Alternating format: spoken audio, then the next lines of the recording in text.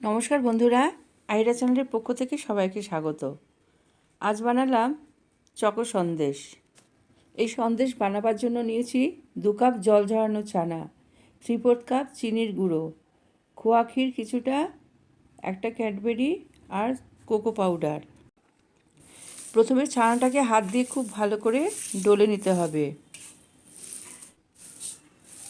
হাত দিয়ে চেপে চেপে ছানাটাকে স্মুথ করে নিচ্ছি।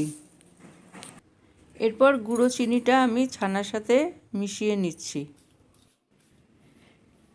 ছানা যত মসৃণ হবে সন্দেশ তত ভালো হবে, তাই যতটা সম্ভব আমি হাত দিয়ে সব কিছু মিশিয়ে মসৃণ করে নিলাম। এরপর চিনি মেশানো ছানাটা আমি কড়াইয়ে নেড়েচেড়ে পাক দেব।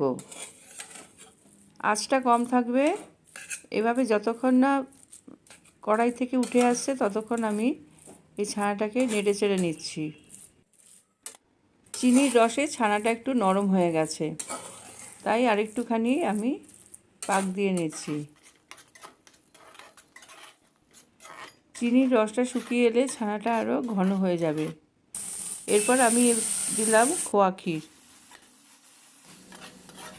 এই খোয়া ক্ষীর আমি ছানার সাথে খুব ভালো করে মিশিয়ে নিচ্ছি।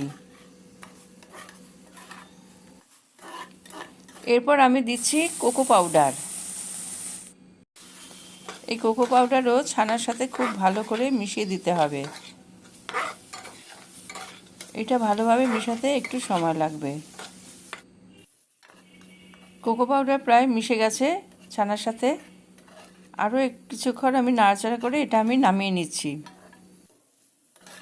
এবার একটা থালায় আমি ছানাটা ঢেলে নিয়েছি, নিয়ে ওটাকে চেপে চেপে সমান করে স্কোয়ার শেপ দিচ্ছি। স্কোয়ার শেপ হয়ে গেছে।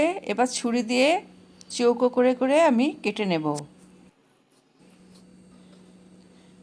থালা ঘুরিয়ে নিয়ে আমি আবার আরেক দিকে কেটে নিচ্ছি। সন্দেশগুলো একটা ডিশে সাজিয়ে নিয়েছি। এবার ক্যাডবেরি গুঁড়ো নিলাম। এই ক্যাডবেরির গুঁড়োগুলো আমি সন্দেশের উপর ছড়িয়ে দিচ্ছি।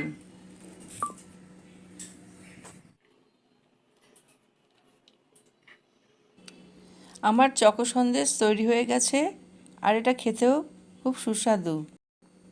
এই রেসিপিটা কিন্তু খুবই সহজ আর খুব অল্প উপকরণ দিয়ে তৈরি হয়েছে।